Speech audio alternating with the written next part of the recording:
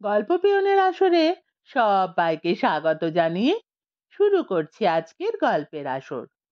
আজ শোনাবো বিজন কুমার ঘোষের লেখা হাসির গল্প মালতী ভান্ডার। শুরু করছি আজকের গল্প মালতী ভান্ডার। পারুল মাসির পেয়ারের ছাগলটা বড় অদ্ভুত।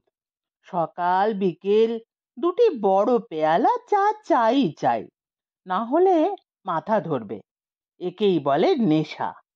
সকাল 6টা থেকে 7টার মধ্যে আর বিকেল 4টে থেকে 5টার মধ্যে চা হলো তো ভালো, না হলে কপালের দুপাশে শিরা চড়াত করে চড়ে লাফালাফি শুরু করে দেবে। সোজা বাংলায় যাকে বলে মাথা ধরা। তখন বাড়ি জুড়ে ব্যাকুল ব্যা ব্যা রব। পারুল মাসি তাই চাকর বাকরের উপর মালতীর ভার দিয়ে দুদিনের জন্য বাপের বাড়িতে পর্যন্ত যেতে পারে না। ওদের কোনো দায়িত্ব জ্ঞান নেই।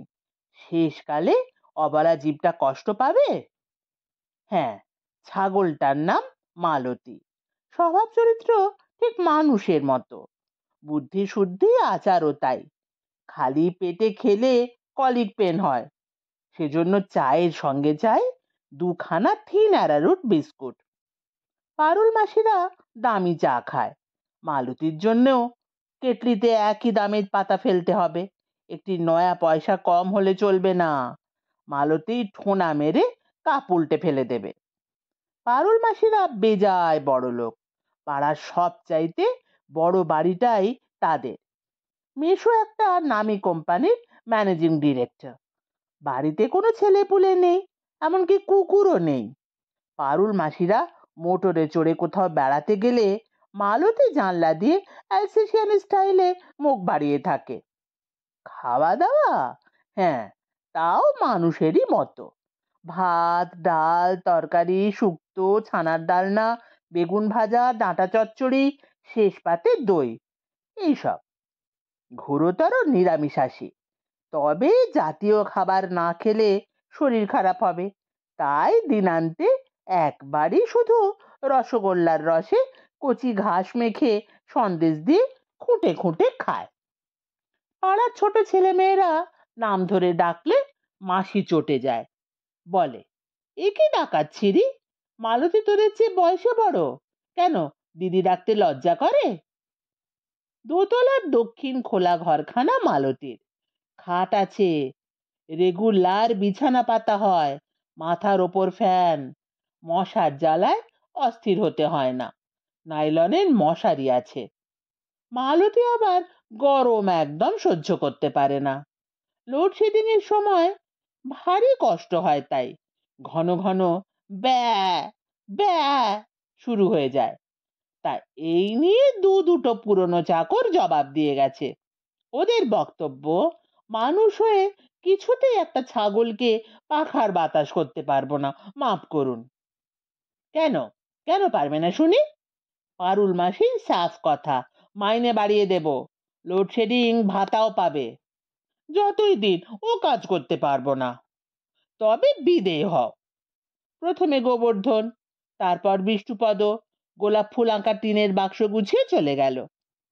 পারুল মাসি মনে মনে বলল, হাওয়া দিতে পারবো না, আহা নবাব পুত্র সব। মালতীও মনের কথা বুঝতে পারে। ক্রমাগত লেজ নাড়াতে নাড়াতে মিহি মিহি সুরে বলে উঠল, ব্যা ব্যা, অর্থাৎ ঠিক করেছ। পারুল মাসির ছোট ভাই দেরাদুনে থাকে, মিলিটারিতে ক্যাপ্টেন। অনেকদিন পরে দিদির বাড়িতে এসেছে। মেশো একদম সময় পায় না বলে দুঃখের কথাটা ভাইয়ের কাছে পারতে হলো। হ্যাঁ রে, তোদের ওখানে ভালো চাকর টাকর পাওয়া যায়? দেরাদুনে চাল পাওয়া যায়, চাকর নয়। শিবু জিজ্ঞাসু হয়ে উঠল। হঠাৎ চাকরের খোঁজ? আর বলিস না, এরা সব নবাব পুত্তুর, মালতীকে বাতাস করতে মান যায়। মালতী? সে আবার কে? শিবু তো অবাক। ঠিক সেই সময় মালতী ঘরে ঢুকলো। নতুন কেউ এলে আলাপ পরিচয় করা ওর স্বভাব। পারুল মাসি বলল, হ্যাঁ, এর কথাই তোকে বলছিলাম। শিবু মুগ্ধ দৃষ্টিতে তাকালো। বাহ, নধর কান্তি চেহারা! তা কেটে ফেললেই হয়, ল্যাটা চুকে যায়। কি কি বললি তুই? বেরিয়ে যা, এক্ষুনি বেরিয়ে যা। দিদির মূর্তি দেখে ভয় পেয়ে গেল শিবু। এখনই গোলাবর্ষণ শুরু হবে। ভয়ে ভয়ে বলতে গেল, না না, মানে হ্যাঁ, বুঝতে পেরেছি। তুই এক্ষুনি আমার বাড়ি থেকে দূর হ, এক্ষুনি। বেচারা এক কাপ চাও পেল না, জুতোর ফিতে খোলারও অবসর মিলল না। দিদির বাড়ি থেকে বেরিয়ে যেতে হলো। বিষ্টুপদর ভাই সৃষ্টিপদ বেচারা বহুদিন থেকেই বেকার। ক্যানিং এর কাছে গ্রামের বাড়িতেই পড়ে আছে। ওর মাথায় কিছুদিন থেকেই ব্যবসার ভূত চেপেছে। চম্পাহাটির বাজারে ন্যায্য মূল্যের ঝাড়াই মশলার দোকান দেবার ইচ্ছে। ভালো মতো ব্যবসা করতে গেলে এখন অন্তত 4 থেকে 5 হাজার টাকা দরকার। কোথায় টাকা? সেই চিন্তাতে কুকুর পাগলা হয়ে সৃষ্টিপদ ঘুরে বেড়ায়। এমন সময় দাদাকে দেখে দারুণ খুশি হলো। বিষ্টুপদ সব শুনে এক ধমক দিল। কোথায় টাকা? আমি চাকরি ছেড়ে দিয়ে চলে এলাম। হ্যাঁ, সোনার চাকরিটা ছেড়ে দিলে? সৃষ্টিপদ বিস্মিত। তা চাকরিটা সোনারই ছিল বটে, কাজকর্ম বিশেষ নেই, মাইনেও ভালো, কিন্তু ওসব কিন্তু টিন্তু আমি জানি নে। তা তোমার কাজটা আমাকে দাও না। বিষ্টুপদর চোখটা চকচক করে উঠল। ছোট ভাইকে ভালো করেই চেনে সে, কোনো কাজেই ওর আপত্তি নেই। রংটা ফর্সা, মেজাজও সাহেবদের মতোই। বলল, পারবি কাজ করতে? দেশে পেইলে আসবি নে তো? নিশ্চয় পারবো, তুমি আমাকে সেই বাড়ি নিয়ে যাও। ঠিক আছে, নিয়ে যাব। একটু চুপচাপ থেকে সৃষ্টিপদ বলল, শুনেছি মাসি খুব বড় লোক, তা আমাকে 2-2.5 হাজার টাকা ধার দিতে পারে না? দূর বোকা, আজকাল টাকা কেউ এমনি দেয়? টাকা আদায় করার জিনিস। এই বলে দুই ভাইয়ে নিচু গলায় অনেক পরামর্শ করলো। আধ ঘন্টা ধরে এক নাগাড়ে পরামর্শের পর দুজনের চোখই অসম্ভব বড় হয়ে উঠল। টাকার থলি যেন এক্ষুনি ঝনাত করে এসে পড়েছে। সৃষ্টিপদরও টিনের বাক্স, তবে গোলাপ ফুলের বদলে সেখানে টিয়া পাখির ছবি। বিষ্টুপদ দূর থেকে বাড়িটা দেখিয়ে দিতে সৃষ্টিপদ ঝনঝন শব্দে কড়া নাড়তে লাগলো। দরজা খুলে গেলে ভেতরে এক সময় ঢুকেও গেল। প্রায় ঘন্টাখানেক ধরে মোড়ের চায়ের দোকানে ঘুগনি, আলুর দম, পাউরুটি আর চা খেলো বিষ্টুপদ। দোকানদারের সঙ্গে ভাব আছে, তাই অনেকক্ষণ বসে থাকলেও কিচ্ছু বলে না। তারপর বুঝে গেল ছোট ভাইয়ের চাকরি হয়েছে, এবার দুগ্গা বলে ক্যানিং লোকাল ধরা যেতে পারে। এদিকে তখন দক্ষিণের বারান্দায় সৃষ্টিপদর জোর ইন্টারভিউ চলছে। পারুল মাসি একটা মোড়ায় বসে জিজ্ঞাসা করছে, তোমাকে দেখে মনে হয় সব কাজ পারবে। কাজটা অবশ্যই এমন কিছু শক্ত নয়। বলেন না, কি কি করতে হবে? সৃষ্টিপদ এক ধার থেকে বলতে লাগলো, ঘর ঝাড়া, বাটনা বাটা, বাসন মাজা, জল তোলা। না না, ওসব নয়, আমার মালতীকে একটু দেখাশোনা করতে হবে। এই সময় ঘরে ঢুকলো একটা ছাগল। পারুল মাসি বলল, এই যে আমার মালতী। অপরিচিত লোকের দিকে পোষা কুকুর যেমন তেড়ে যায়, তেমনি মালতীও ছোট্ট শিং বাগিয়ে তেড়ে গেল। পারুল মাসি আঁতকে উঠল, আরে করিস কি, তোর দাদা হয়, বোকা মেয়ে। সৃষ্টিপদ তো সবই জানে, সঙ্গে সঙ্গে কোলে তুলে নিয়ে ছাগলের গালে চুমু খেয়ে বলল, জানো মা, দেশে আমার একটা ছোট বোন আছে, মুখের আদল অনেকটা মালতীর মতোই। ব্যাস, চাকরি পাকা হয়ে গেল এক কথায়। মাইনে 80 টাকা, থাকা খাওয়া ফ্রি, পুজোর জামা কাপড় তো আছেই। আজকাল লাগাম ছাড়া লোডশেডিং, কিন্তু মালতীর কোনো কষ্ট নেই এখন। এ ঘর যায় ও ঘর যায়, পেছনে পেছনে তাল পাতার পাখা হাতে সৃষ্টিপদ ছোটে। দেখে বুকটা জুড়িয়ে যায় পারুল মাসির। হ্যাঁ, এতদিনে একটা মনের মতো লোক জুটলো বটে। কর্তাকে বলে সামনের মাসে আরো কিছু মাইনে বাড়িয়ে দিলেই চলবে, সুখেই দিন কাটার কথা। কিন্তু ইতিমধ্যে এক অঘটন ঘটল। সেই মালতী চোখের আড়াল হলো। পারুল মাসির ঘন ঘন মূর্ছা যাবার মতো অবস্থা।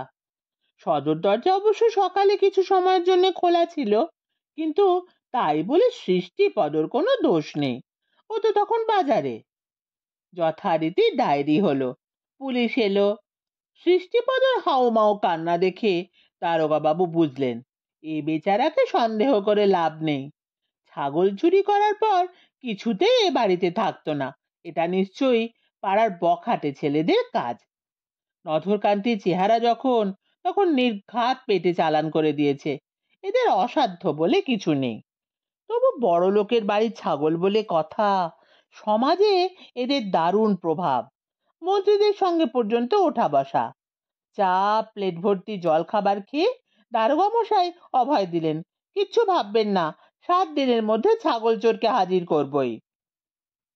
সকাল থেকে গন্ডগোল শুনে পাশের বাড়ির প্রফেসর হালদার এসে হাজির। উনি আবার ম্যানেজিং ডিরেক্টরের ছেলেবেলার বন্ধু। বললেন, ছাগল চোর যদি ধরা না পড়ে তাহলে খোদ ছাগলটাই নিয়ে আসবো। আমি হলাম ওসি শত্রুমর্দন মুখার্জি। আমার নামে ছাগল চোর গরু চোর এক ঘাটে জল খায়। এই বলে শত্রুমর্দন বাবু মুখের দুপাশে বিশাল গোপজোড়া এমন ভয়ঙ্কর ভাবে নাচাতে লাগলেন যে কারো আর এতটুকু সন্দেহ রইল না। 7 দিন কেন 10 দিন পার হয়ে গেল, ছাগল চোরের দেখা নেই। ইদানিং শহরে ব্যাংক ডাকাতি বেড়ে গেছে। শত্রুমর্দন বাবু হয়তো এই মহৎ কাজেই ব্যস্ত, সামান্য ছাগলের কথা আর কে মনে রাখে। এদিকে মালতীর শোকে পারুল মাসির শোচনীয় অবস্থা। বিলেত ফেরত ডাক্তার ঠায় বসা, কোম্পানির কাজে ম্যানেজিং ডিরেক্টরের ইউরোপ যাবার কথা, কিন্তু এই অবস্থায় কি করে যান? তখন প্রফেসর হালদার পরামর্শ দিলেন, খবরের কাগজে মালতীর ছবি সহ বিজ্ঞাপন দিন, ফিরিয়ে দিলে 5,000 টাকা পুরস্কার। কথাটা মনে ধরল ম্যানেজিং ডিরেক্টরের। অ্যালবাম খুঁজে বার করলেন ফটো, পারুল মাসির কোলে মালতী। ব্যাস, পরের রবিবারে সব কটা খবরের কাগজে বেরিয়ে গেল বিজ্ঞাপন, সঙ্গে ছবি। পারুল মাসির ইচ্ছে টাকার অঙ্ক আর একটু বাড়ানো হোক, তাহলে তাড়াতাড়ি ফল পাওয়া যাবে। কিন্তু 5,000-এই যা ফল পাওয়া গেল তা আশাতীত। সকাল থেকেই দলে দলে ছাগল সমাগম। কেউ এসে বলছে, আগে মা ঠাকরুন, পার্কে একা একা চোর ছিল, আমি নিয়ে এলাম। কেউ বলছে, ছাগল চোরের সঙ্গে লড়াই করতে হয়েছে দস্তুর মতো। পৃথিবীতে কখনো দুটো মালতী থাকতে পারে? সুতরাং পত্রপাঠ বিদায়। কিন্তু টাকার লোভ বলে কথা, সেই লোকটাই হয়তো পরে আরেকটি নধরকান্তি এনে হাজির করে। দেখুন তো মা, নিজের জিনিস চিনতে পারেন কিনা? আমার মালতীকে আমি চিনি না? কি বলছো কি তুমি? আগে মা, একটু খেয়াল করে দেখুন, সেই টানা টানা চোখ মুখ, আবার চায়ের নেশা। এবার ধমক খেতেই হয়, এক্ষুনি বেরিয়ে যাও, দূর হও। সকাল থেকেই মহা ঝামেলা। পারুল মাসির মাথা ধরে গেল, খবরের কাগজে বিজ্ঞাপন দেওয়াই ভুল হয়েছে। অবশেষে দিন 2 পরে বিকেলের দিকে এলো দাড়ি গোফওয়ালা একটা লোক, আর তক্ষুনি লোকটার হাত ছাড়িয়ে পারুল মাসির কোলে ঝাঁপিয়ে পড়লো মালতী, যাকে বলে 4 চোখের মিলন। পাশে দাঁড়িয়েছিল সৃষ্টিপদ। তা ঘরের পুরুষদের অত ঢিলে ঢালা হলে চলে না, একটা পরীক্ষা করেই রায় দিল, একদিনে ঘরের মেয়ে ঘরে ফিরল। উহ, কি আনন্দ! এর কিছুদিন পর ছুটি নিয়ে দেশে গেল সৃষ্টিপদ। মাসি বারবার বলে দিয়েছে, আসিস কিন্তু, তুই ছাড়া আমার মালতীকে কে সামলাবে? কিন্তু সৃষ্টিপদর মাথায় ঘুরছে ব্যবসা। ওর কি এখন ছাগলের গায়ে বাতাস লাগাবার টাইম? দেশের বাড়িতে দাওয়ায় বসে 2 ভাইয়ের সে কি হাসি, কাকচিল উড়ে যাবার দাখিল। সৃষ্টিপদ বলে, তোমাকে দেখে বড় ভয় লাগছিল দাদা, মাসি যদি চিনতে পারে। অতই সহজ? বিষ্ণুপদ হাসে। পয়সা খরচ করে মেকআপ নিতে হয়েছে। এবার চম্পাহাটির বাজারে ভালো পজিশনে দুখানা দোকান উঠতে বেশি দেরি হলো না। ঝাড়াই মশলার পাশে মুদিখানা। এমএলএ বাড়ি ছিল না, তাই তার পিস্তুত ভাইয়ের ছোট শালা ফিতে কেটে ওপেন করলো। সঙ্গে মাইকের গান, মিষ্টির প্যাকেট, কত কি! রীতিমতো ভিড় জমে গেল। দোকানের নাম রাখা হয়েছে মালতী ভান্ডার।